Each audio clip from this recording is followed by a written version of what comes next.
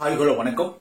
Captain புகழ்பாடும் மன்னமாக நம்ம தொடர்ந்து Vijayakanth sir நடிச்ச படங்களை ரிவ்யூ பண்ணிட்டு இருக்கோம். அந்த வகையில 117வதா அவர் நடிச்சு ஒரு ஆக்ஷன் டிராமாவா வெளியான படம் தான் தெரிய மருது. இது நவம்பர் 2ஆம் தேதி 1994ஆம் வருஷம் வெளியாச்சு. அன்றைய தினம் தீபாவளி. அன்றைய தினம் மக்களுக்கு இரட்டை தீபாவளி. ஏன்னு கேட்டீங்கன்னா, ஒரு தீபாவளி கொண்டாடுற தீபாவளி, இன்னொரு தீபாவளி நம்ம கேப்டன் அவர்கள் நடிச்சு வெளியான பெரிய மருது தீபாவளி. அதுதான் இதனோட பெசல. இந்த படத்தினோட ஸ்டோரி பத்தி பாக்குறதுக்கு முன்னாடி நம்ம சேனலை சப்ஸ்கிரைப் பண்ணி வச்சுக்கோங்க. அப்பதான் நான் போடுற வீடியோ உங்களுக்கு கிடைக்கும். பெரிய மருது இந்த படத்தினுடைய கதையை சொல்றதுக்கு முன்னாடி அவரு எவ்வளவு பெரிய ஒரு டேலண்டான ஆளுன்னு சொல்லி முதல்ல சொல்லிடுறேன். இதுக்கு முன்னாடி நம்ம பார்த்த படம் என்ன படம் பாத்தீங்கன்னா, என்னாசை மச்சான் அப்படிங்கிற ஒரு படத்தை பார்த்தோம். என்னாசை மச்சான் படத்துல அதே அப்பாவியா ஸ்மார்ட்டா ஒரு குழந்தைத்தனமான ஒரு முகத்தோட இருப்பாரு கேப்டன். அப்படியே ஆப்போசிட்டா பெரிய மருது பாத்தீங்கன்னு வச்சுக்கோங்களேன், ரணகொடூரமா இருப்பாரு ஆளை பாக்குறதுக்கு. அதாவது பாத்தீங்கன்னா ஒரு ஆன்டி ஹீரோ. இந்த படத்துல இந்த கதையை ஏன் தலைவர் தேர்ந்தெடுத்திருக்காரு அப்படின்னு சொல்லிட்டு ஃபர்ஸ்ட் ஆரம்பத்தில் நானே அதிர்ச்சியானேன்.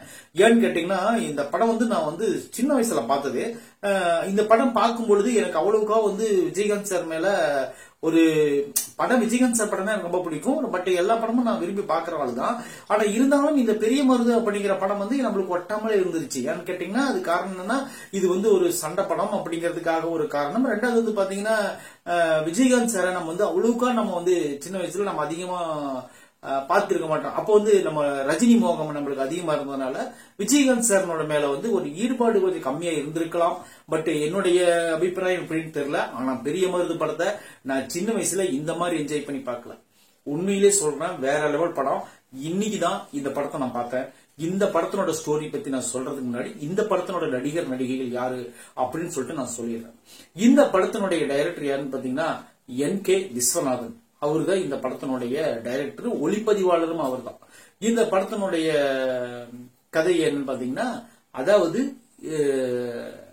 ஒரு பெரிய ஒரு ரவுடினா எதை சொன்னாலும் செய்யக்கூடிய ஒரு ஆற்றல் மிக்க பெரிய மருது நம்ம கேப்டன் அவர்கள் விஜயகாந்த்.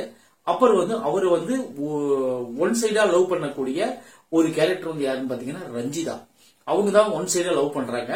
இப்ப என்ன ஆகுதுன்னு பாத்தீங்கன்னா, அந்த பெரிய மனுஷன் சொன்னாதான் நம்ம கேப்டன் அவர்கள் கேட்பாரு. சிவசங்கரன் அப்படின்னு ஒருத்தர், அவர் மகேஷ் ஆனந்த், அவருடைய புதுமுகம் நினைக்கிறேன். அவரு தான் இந்த படத்துல சிவசங்கரா பண்ணிருப்பாரு. அவர் வில்லத்தனத்துக்கு அருமையான கேரக்டரா போட்டிருப்பாங்க இந்த படத்துல. விஜயகாந்த் சார் என்ன நினைக்கிறாரோ அவர் சொல்லுவாரு. அவர் என்ன நினைக்கிறாரோ அதை விஜயகாந்த் சார் முடிப்பார். விஜயகாந்த் சார் இருக்கிற வீரத்தையும் வில்லன் கிட்ட இருக்கிற அந்த விவேகமான கூர்மையுள்ள அந்த புத்தியும் சேர்ந்து நிறைய கெட்டது செய்வாங்க.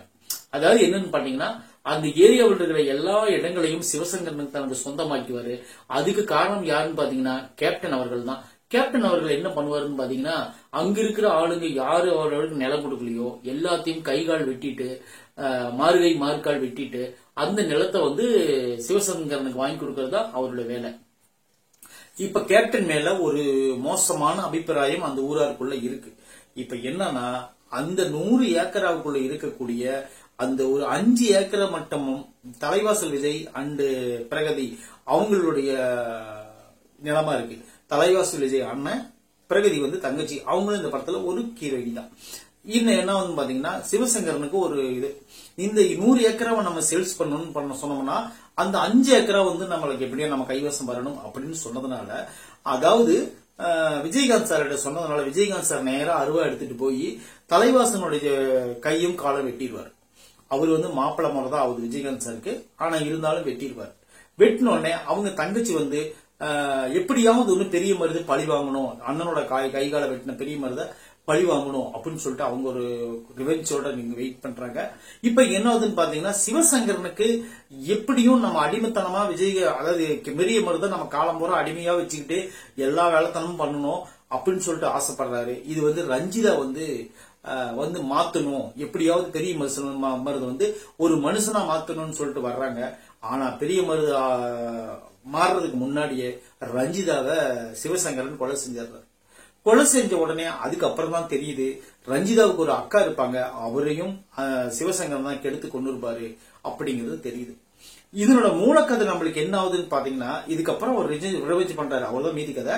இது எதனால இந்த சிவசங்கரன் மேல கேப்டனுக்கு வந்து அந்த அளவுக்கு ஒரு ஈடுபாடு கிடைக்குதுன்னு பாத்தீங்கன்னா, சின்ன வயசுல அவங்க அப்பா, அதாவது வந்து விஜயகாந்த் சாருடைய அப்பா சங்கிலி முருகன், அவங்க அம்மா வந்து விஜயகுமாரி, அவங்க 2 பேர் தான் ஹஸ்பண்ட் அண்ட் ஒய்ஃப். விஜயகுமாரி என்ன பண்ணுவாங்க பாத்தீங்கன்னா, சின்ன பையனா இருப்பாரு கேப்டன், அவரு வச்சுக்கின்னு ரொம்ப அழுதுகிட்டு இருப்பாங்க. என்ன காரணம்னு கேட்டீங்கன்னா, சங்கிலி முருகன் ஒரு மிகப்பெரிய ஒரு குடிகாரன். அவருக்கு வந்து குடி பழக்கத்தினால தன்னுடைய மனைவி தாலி அறுக்கும் போது அவங்க என்ன பண்றாங்கன்னு பாத்தீங்கன்னா, இந்த பையனை அனாதையா விட்டுட்டு அங்க போய் கிணத்துல குதிச்சு செத்துருவாங்க. சங்கிலி முருகனும் பின்னாடியே போய் குதிச்சு செத்துருவாரு. இப்ப என்னதுன்னு பாத்தீங்கன்னா, விஜயகாந்த் சார் அனாதையா இருப்பாரு. அனாதையா இருந்தோடனே ஊர்க்காரங்க யாருமே அவருக்கு சாப்பாடு கொடுக்கறது இல்ல, மதிக்கிறது இல்ல. இதனால ஒரு கத்தி எடுத்துக்கிட்டு சின்ன வயசுலயே தான் திருடின பொருளை சாப்பிடறதுக்காக எல்லாத்தையும் மிரட்டுறாரு. அப்ப வந்து சிவசங்கரன் சின்ன வயசுல வந்து பாக்குறாரு, அவரு ஆல்ரெடி ஒரு பணக்காரர் வீட்டு பையன். விஜயகாந்த் சார் வந்து நீ என் கூட வா, நான் சொல்றது செய்யி, உன்னை நான் ராஜா மாதிரி பாத்துக்கிறேன் அப்படின்னு சொல்லிட்டு சின்ன வயசுலயே ஒரு அடைக்கலம் கொடுத்ததுனால அந்த நன்றி கடனுக்காக விஜயகாந்த் சார் வந்து அந்த சிவசங்கரன் கிட்ட வேலை பார்க்கிறாரு. இதுதான் விஜயகாந்த் சாரோட பிளாஷ்பேக், இப்ப நடந்துட்டு இருக்கிற பிளாஷ்பேக், பிரசன்ட்ல நடந்துட்டு இருக்கக்கூடிய ஒரு விஷயம். இதுக்கப்புறம் விஜயகாந்த் சார் சிவசங்கரன் வந்து தன்னை வந்து ஒரு பலியாடா பயன்படுத்துறாரு அப்படின்னு தெரிஞ்சுக்கிட்டு அவர் வந்து எப்படி இந்த ஊரை மீட்டு எப்படி அந்த நிலங்களை மக்களுக்கு வாங்கி கொடுத்தாரு, அதுக்கப்புறம் சிவசங்கரனை எப்படி பழி எடுத்தாரு அப்படிங்கறதெல்லாம் இந்த படத்தோட மொத்த கதை. இந்த படத்துல நம்ம மெயினா சொல்லி ஆகணும் யாருன்னு பாத்தீங்கன்னா, கேப்டன் அவர்கள் தான் நம்ம சொல்லி ஆகணும். இந்த படத்துல வந்து சீனுக்கு சீனு பஞ்சு தான், எந்த சீன்லயுமே பஞ்ச் இல்லாத சீன் கிடையாது. யாராச்சும் ஒருத்தர் கேப்டன் நிறுத்தி தம்பி இப்படி பண்ணாதுன்னு சொல்லிட்டா பட்டுன்னு அடிச்சிருவாரு. அதுக்கு காரணம் என்னன்னு பாத்தீங்கன்னா, எனக்கு புத்தி சொன்னா பிடிக்காது அப்படிங்கறது அந்த படத்தினுடைய ஒன்லைன் பஞ்ச். அப்புறம் என்னன்னு பாத்தீங்கன்னா, கேப்டன் அவர்கள் வந்து அவங்க கிட்ட விசுவாசமா இருக்கும் போதும் சரி, அதுக்கப்புறம் அவர் சொன்னா என்ன வேலை செய்வாரு அப்படிங்கறது எல்லாத்தையும் சரி, அதுக்கப்புறம் வெறுப்ப சம்பாதிக்கிற இடமும் சரி, அதுக்கப்புறம் ரஞ்சிதா கிட்ட வந்து அவனுக்கு மிஸ் பண்ணிட்டேன்னு சொல்லிட்டு அழுகுற சீனும் சரி, அதுக்கப்புறம் வந்து பாத்தீங்கன்னா அவங்க சிவசங்கரன் போய் சவால் விடும் போதும் சரி, அதுக்கப்புறம் இந்த படத்துல போலீஸ் கிட்ட தப்பிச்சு போற சீன், நிறைய சீன்கள் இந்த படத்துல வந்து உண்மையிலேயே சூப்பரா கிரியேட் பண்ணிருப்பாரு விஸ்வநாதன். இந்த படத்தினோட பாடல்கள் வந்து மிக சிறப்பா வந்தது காரணம் என்னன்னு பாத்தீங்கன்னா, இந்த படத்தினோட பாடல்கள் வந்து இளையராஜா மியூசிக், அந்த மியூசிக்ல வரக்கூடிய குறிப்பா சொல்லணும்னா ஆழமருது வேறு எங்கே பெரிய மருது பேரு, அந்த பாட்டு வந்து உண்மையிலேயே வியூஸ் பம்ப் ஏத்துற பாட்டு, ஓப்பனிங் சாங்கே அதுதான். அப்புறம் வந்து பாத்தீங்கன்னா வெடலப்புள்ள நேசத்துக்கு, அந்த பாட்டு எனக்கு ரொம்ப ரொம்ப பிடிச்ச சாங் அது, ரஞ்சிதா அண்ட் விஜயகாந்த் சாருக்கு. இந்த படத்துல ஒரு விஷயம் என்னன்னு பாத்தீங்கன்னா, இந்த படத்துல டூயிட் சாங்கே கிடையாது. ஏன்னு கேட்டீங்கன்னா, இந்த படத்துல வந்து எந்த இடத்துலயுமே சார் வந்து டூயிட் சாங்க்கு வைக்கல. ஆனா ஃபைட் மட்டும் பாத்தீங்கன்னா எந்த நேரம் பார்த்தாலும் ஃபைட் வந்தேதான் இருக்கும். அந்த மாதிரி ஒரு படம் இது. ஒரு ஆக்ஷன் சீக்வன்ஸ் எனக்கு ரொம்ப பிடிக்கும் அப்படின்னு நினைக்கிற ஆளுங்க இந்த ராக்கி ராஜேஷனுடைய ஸ்டென்ட் உண்மையில வேற லெவல் வச்சு செஞ்சிருக்காரு. அது அந்த சிலம்பம் சண்டை, அந்த அருவா சண்டை, எல்லா சண்டையும் இந்த படத்துல இருக்கு. குதிரைனுடைய ரேஸ் எல்லாமே இந்த படத்துல இருக்கு. குறிப்பா சொல்லணும்னு பார்த்தா, இந்த படத்துல வந்து விஜயகாந்த் சாருக்கு அப்புறம் இந்த படத்துல வந்து ரொம்ப அதிகமா ஈடுபாட்டோட நம்ம பார்க்க வேண்டிய ஆள் யாருன்னு பாத்தீங்கன்னா சிவசங்கரன் கேரக்டர் தான். வில்லன் கேரக்டர் வந்து சூப்பரா வடிவமைச்சிருப்பாங்க. உண்மையிலேயே அந்த ஊர்ல ஒரு பெரிய மனுஷன், அவன் சொன்னா எல்லாம் செய்வாங்க அப்படிங்கிற கேரக்டருக்கு உண்மையிலே கரெக்டான ஆளதான் தேர்ந்தெடுத்திருப்பாங்க. அவர் பெயர் வந்து மகேஷ் ஆனந்த். இப்ப என்ன ஆகுதுன்னா, அடுத்தபடியா நம்ம பாக்குறது யாருன்னு பாத்தீங்கன்னா, இந்த படத்துல தலைவாசல் விஜய் கேரக்டர் வந்து ஓரளவுக்கு எனக்கு ரொம்ப பிடிச்சிருந்துச்சு. ஏன்னு கேட்டீங்கன்னா, மார்கள் வாங்கினதுக்கு அப்புறம் கூட இது வந்து வெறும் அம்புதான், இதை எய்தவனை தான் நம்ம பழி வாங்கணும்னு சொல்லிட்டு தலைவாசல் விஜய் உண்மையிலே அந்த வில்லனை தான் பழி வாங்கணும்னு நினைப்பாரு, விஜயகாந்த் அல்ல. அது வந்து ஒரு புரிஞ்சிக்கக்கூடிய ஒரு தன்மையை ஒரு படிச்சவர் அப்படிங்கறத காட்டுவாரு. அதுக்கப்புறம் வந்தீங்கன்னா, அந்த படத்துல ரஞ்சிதா கேரக்டர் வந்து பாதியிலேயே முடிகிற மாதிரி இந்த படத்துல இருக்கு. அதுவும் ஒரு குறிப்பிட்ட ஒரு நல்ல ஒரு கேரக்டர் தான். ரஞ்சிதா பக்குவப்பட்டு இந்த படத்துல உண்மையிலே நல்லா நடிச்சிருப்பாங்க. என்ன செய்ய மச்சான், அந்த முரளிக்கு ஜோடியா வந்து கிளாமர்ல கலக்கணவங்க இந்த படத்துல வந்து கண்டாங்கி சேலை கட்டி விஜயகாந்த் சாருக்கு பொருத்தமா நடிச்சிருப்பாங்க. அது உண்மையிலேயே சூப்பராகவும் இருந்துச்சு, நல்லா பிராக்டிகலாவும் நல்லா பார்க்கும்படியாவும் ரசிக்கும்படியாவும் இருந்துச்சு. இன்னொரு விஷயம் பாத்தீங்கன்னா, அடுத்தபடியா நம்ம பார்க்க போறது யாருன்னு பாத்தீங்கன்னா, அந்த படத்துல பாண்டியன் நடிச்சிருப்பாரு, நடிகர் பாண்டியன். அவர் வந்து சிவசங்கரனுக்கு மேனேஜரா இருப்பாரு. ஒரு தடவையா ரஞ்சிதாவை லவ் பண்ணுவார். விஜயகாந்த் சார் வந்து ரஞ்சிதா லவ் பண்ணுவாங்க. ரஞ்சிதாவை வந்து பாண்டியன் லவ் பண்ணுவாரு. நம்ம எப்படியாச்சும் இந்த ஊர் விட்டு ஓடிடலாம் வா அப்படின்னு சொல்லி கூப்பிடுவாரு. கூப்பிட்டோன்னே நான் பெரிய மருதான் லவ் பண்றேன், நான் உன்னை லவ் பண்ணல புரிஞ்சுக்கோன்னு சொல்லும் போது மனுஷனா பெரிய மருதனா மாத்திரன்னு சொன்ன உடனே அந்த விஷயத்தை விஜயகாந்த் சார் சொல்லிட்டு அவரும் இறந்துருவார். இப்போ ஒரு விஷயம் நான் சொல்றேன். இந்த படத்தினுடைய காமெடி காட்சிகள் வந்து மிக பிரபலமான காமெடி காட்சிகள். அது எப்படின்னு பாத்தீங்கன்னா, இந்த படத்துல தான் பழைய பாத்திரங்களுக்கு ஈயம்பூசர் காமெடி இந்த படம் தான். கவுண்டுமணி ஈயம்பூசர் வருவாரு, செந்திலும் அவங்க அக்காவும் பூக்கடை வச்சிருப்பாங்க. இந்த காம்பினேஷன் எல்லாம் உங்களுக்கு ஆல்ரெடி நீங்க பாத்திருப்பீங்க. உண்மையிலே வேற லெவல் காமெடி. செல்வராஜ் தான் இந்த படத்தினுடைய காமெடி சீன்ஸ் எல்லாம் எழுதியிருப்பாரு. உண்மையிலே இந்த படத்தினுடைய காமெடி வந்து அந்த அளவுக்கு வயிறு குழுங்க சிரிக்கிற அளவுக்கு காமெடி இருக்கு இந்த படத்துல. குறிப்பா எஸ் சந்திரன் வர்ற சீனும் வேற லெவல். அவர் வந்து முதிர்ச்சியான நடிகர் அப்படிங்கிறது சில இடத்துல நம்மளுக்கு புரிய வச்சிருப்பாரு. அது போல மனைவி கிட்ட மாட்டிட்டு முழிக்கிற இடமும் சரி, குழந்தையா கிட்ட சீண்டிட்டு முழிக்கிற இடமும் சரி, நிறைய இடங்கள்ல வந்து கவுண்டுமணி தன்னுடைய நடிப்பா அப்படியே அப்பட்டமா வச்சிருப்பாரு.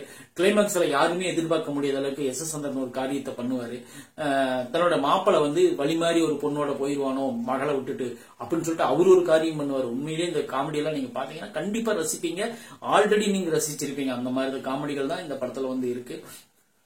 இன்னும் நம்ம ஒரு படி மேல போய் சொல்லணும்னு பாத்தீங்கன்னா, இந்த படத்துல வந்து காந்திமதி அவர்கள் நடிச்சிருப்பாங்க. காந்திமதிக்கும் ஒரு நல்ல ரோல் தான் கொடுத்திருப்பாங்க. அப்புறம் யாருன்னு பாத்தீங்கன்னா, இந்த படத்துல இருக்கிற அதாவது நான் என்ன சொல்றேன்னா, முக்கியமான ஒரு நடிகர் நடிச்சிருப்பாரு. பழைய நடிகர், காமெடி நடிகர் தங்கவேலு. அவர் வந்து இந்த படத்துல வைத்தியரா நடிச்சிருப்பாரு. அவருக்கு வந்து ஒரு 4 சீன் வச்சிருப்பாங்க இந்த படத்துல. குறிப்பா கவுண்டுமணி செந்திலோட ஒரு 2 சீன், அப்புறம் விஜயகாந்த் சாரோட 2 சீன் வச்சிருப்பாங்க. உண்மையிலேயே அவர் வர்ற சீன்ல உண்மையில அவருக்கு ஒரு ஆறுதலா இருந்துச்சு. ஏன்னு கேட்டீங்கன்னா, பழைய நடிகரை கூட்டு வந்து இந்த படத்துல நடிக்க வச்சிருக்காங்க அப்படிங்கும் போது நம்மளுக்கு கொஞ்சம் ஆறுதலா இருந்துச்சு. ஏன்னு கேட்டீங்கன்னா, அவர்ல ஒரு லெஜண்ட். காமெடி கிடையாது, அவர்ல காமெடிக்கே லெஜண்ட். அந்த மாதிரி ஒரு கேரக்டர். அவரோட பாடல்கள் மிக சிறப்பா இருக்கும். தங்கவேலனோட பாட்டு, அவருடைய ஆக்டிங், அவருடைய காமெடி அதெல்லாம் சிரிக்கவும் சிந்திக்கவும் நம்மள வந்து ஒரு அடுத்த கட்டத்துக்கு நவுத்திட்டு போற மாதிரி அந்த மாதிரி காமெடி எல்லாம் உண்மையிலேயே அவர் பண்றது. அவரை தவிர வேற யாரும் பண்ண மாட்டாங்க. அந்த இடத்தான் வந்து பிடிச்சாரு விவேக் அவர்கள். நம்ம விட்டு போயிட்டாலும் கூட அவரோட காமெடிகள் வந்து நம்மளுக்கு அவ்வளவு ஒரு சூப்பரான ஒரு காமெடி. அந்த காமெடி எல்லாம் பார்த்து ரசிக்கிறதுக்கு இப்ப அவர் விட்டுட்டு போன காமெடி பார்த்தா அவரை பார்த்து நம்ம ஆறுதல் பட்டுக்கணும். அந்த மாதிரி ஒரு நல்ல மனிதர்கள். ஏன்னு கேட்டீங்கன்னா, ஃபர்ஸ்ட் விஜயகாந்த், 2வது விவேக், 3வது மயில்சாமி. இந்த மாதிரி நல்ல உதவி செய்யணும் அப்படின்னு நினைக்கிற ஆளுங்க எல்லாம் போயிட்டாங்க. யாராரு உதவி செய்யக்கூடாதோ அப்படி பணத்தை தானே வச்சுக்கணும், வேற யாருக்கும் ஒரு உதவி செஞ்சிடக்கூடாதுங்கிற மக்கள் மட்டும் இன்னும் அப்படியே இருக்கிறாங்க. அது ஏன்னு எனக்கு தெரியல. கேப்டன் அவர்கள் வந்து இந்த படத்துல வந்து ரொம்ப ஆக்ரோஷமாகவும் ஒரு ஆன்டி ஹீரோவாகவும் நடிச்சது உண்மையிலே இந்த படத்துல ரசிக்கும்படியா இருந்துச்சு. ஃபர்ஸ்ட் ஹாப்ல ஃபுல்லாவே வெறுப்ப சம்பாதிப்பாரு, செகண்ட் ஹாப்ல அப்படியே ஆப்போசிட்டா மாறி வரும். குறிப்பா நான் இன்னொரு விஷயம் சொல்லணும். என்னன்னு கேட்டீங்கன்னா, இந்த படத்துல பொன்னம்பலம் நடிச்சிருப்பாரு. பொன்னம்பலம் வர சீன் வந்து வேற லெவலா இருக்கும். சிவசங்கரன் வந்து விஜயகாந்த் சார் அடிக்கிறதுக்கு பொன்னம்பலத்தை ஏற்பாடு பண்ணிடுவாரு. பொன்னம்பலம் வந்து நான் அவனை கண்டிப்பா முடிச்சிருவேன்னு சொல்லிட்டு நல்லா சரக்க போட்டு தூங்கிடுவார். விஜயகாந்த் சார் நேரா அருவா எடுத்துக்கிட்டு பொன்னம்பலத்துக்கிட்டே வந்துடுவார். அவர் தூங்கிட்டு இருப்பாரு. அவரை எழுப்பிட்டு அருவாளை நடுவுல போட்டுட்டு 2 பேரும் சண்டை பண்ணுவாங்க. பண்ணிட்டு பொன்னம்பலம் தோந்துருவாரு. தோந்ததுக்கு அப்புறம் அருவா எடுத்துட்டு போய் வெட்ட போவார் விஜயகாந்த் சாரை. வெட்டிடுவாருன்னு தான் நானே நினைச்சேன். ஆனா அருவாளை கீழே போட்டு கால் விழுந்து, நீ வந்தோடனே நான் தூங்கிட்டு தான் இருந்தேன், நீ பழி வாங்கணும்னு நினைச்சிருந்தா வந்தோடனே என்னை வெட்டிருக்கலாம், ஆனா என்னை எழுப்பிட்டு சண்டை கூப்பிட்டு வாரு, நீ உண்மையிலே வீரன், என் முதுகு தரையில பட்டா நான் தோத்துட்டேன்னு சொன்னேன், ஆனா என் தலையே தரையில பட வச்சிட்ட, நீ உண்மையான சுத்தமான வீரன் நீ தான், அதனால உன்னோட வீரத்துக்கு வந்து நான் தலை வணங்குறேன் அப்படின்னு சொல்லிட்டு உண்மையிலே அந்த சீன் உண்மையிலே அது வந்து ஒரு வில்லன் வந்து ஹீரோ கிட்ட பணிஞ்சு பேசுற மாதிரி ஒரு டைலாக் வச்சிருப்பாங்க பாருங்க. உண்மையில டச்சிங்கா இருந்துச்சு, நல்லா இருந்துச்சு. பொன்னம்பலத்துக்கு ஒரே 2 சீன் தான் வில்லனோட பேசுற சீன், அந்த ஃபைட் மட்டும் தான். ஆனா இருந்தாலும் இந்த 2 சீன்லயும் பொன்னம்பலம் வந்து அந்த அளவுக்கு சூப்பரான ஒரு செம சீன் பண்ணிவிட்டு போயிட்டாரு. அதுக்கப்புறம் என்னன்னு பாத்தீங்கன்னா, இந்த படத்துல வந்து குறிப்பா சொல்லணும்னா சிலம்பம் சண்டை நல்லா இருந்துச்சு. அப்புறம் பிரகதி அவங்க வந்து போலீஸ்ல வந்து விஜயகாந்த் சார் போட்டு கொடுத்துருவாங்க. ஏன்னா அவங்க அண்ணனோட கை கால வெட்டிருப்பாரு. அதனால அந்த சீன்ல நல்லா இருந்துச்சு. உண்மையிலே விஜயகாந்த் சார் வந்து ஒரு பெரிய ஒரு நடிகராவே ஒரு மதிக்கல. ஏன்னு கேட்டீங்கன்னா, ஒரு நடிகர் ஒரு பெரிய 117 படம் நடிச்சார் ஒரு நடிகர். அவர் மேல ஒரு சாணி கரைச்சி ஊத்துற மாதிரி ஒரு சீன் வச்சா எந்த நடிகரும் நடிப்பாங்க, நீங்களே நினைச்சு பாருங்க. ஆனா நம்ம கேப்டன் நடிச்சிருப்பாரு. இப்படின்னு பாத்தீங்கன்னா, போலீஸ் அரெஸ்ட் பண்ணிட்டு போவாங்க. அவங்க அண்ணனோட கைகால வெட்டிடுவாரு. பிரகதியோட அண்ணன் கைகால வெட்டிடுவாரு. பிரகதி சாணியை கரைச்சிட்டு போய் விஜயகாந்த் சார் மேல ஊத்திடும். விஜயகாந்த் சார் அப்படியே ஃபீல் பண்ணிட்டு போவாரு. அந்த மாதிரி சீன்ல எந்த ஒரு ஹீரோவும் வைக்க முடியாது. ஏன்னா சாரியை கரைச்சி ஒரு ஹீரோ மேல ஊத்தணும் அப்படின்னு சொன்னா அந்த சீனை யாரு ஏத்துக்குவா? யாரும் ஏத்துக்க மாட்டாங்க. ஆனா நம்ம கேப்டன் அந்த மாதிரி நடிச்சாரு. கிளைமேக்ஸ்ல அதே பொண்ணு மஞ்சள் கரைச்சி ஊத்துற மாதிரி ஒரு சீன் வச்சிருப்பாரு கிளைமேக்ஸ்ல. அதுக்கு வந்து ஒரு பிராய்ச்சித்தமா உண்மையிலே அந்த சீன்லாம் உண்மையிலே நல்லா தான் இருந்துச்சு. மொத்தத்துல இந்த படத்தை வந்து நீங்க பாத்தீங்கன்னா ஒரு செம்மையான ஒரு சூப்பரான ஒரு ஆக்ஷன் டிராமா தான் இந்த பெரிய மருது. இந்த பெரிய மருது படத்தை பத்தி பேசணும்னா 1 மணி நேரம் பேசினா கூட அது பத்தாது. இப்ப வந்து ஆல்ரெடி நம்ம டைம் மீறி போச்சு. அதனால வந்து இதுவரையிலும் வீடியோ பார்த்தவங்களுக்கு ரொம்ப ரொம்ப நன்றி. பெரிய மருது படத்தை வந்து நீங்க பாத்தீங்கன்னா உங்களுக்கு நல்ல ஒரு சூப்பரான ஒரு டைம் பாஸ் கிடைக்கும். அப்படிங்கிறது எந்த விதமான மாற்று கருத்தும் கிடையாது. நம்ம சேனல்ல தொடர்ந்து விஜயகாந்த் சாரோட படங்களை நம்ம ரிவ்யூ பண்ணிட்டு இருக்கோம். அந்த வகையில இன்னைக்கு பெரிய மருது படத்தினுடைய ரிவ்யூ நம்ம போட்டாச்சு. நன்றி, வணக்கம்.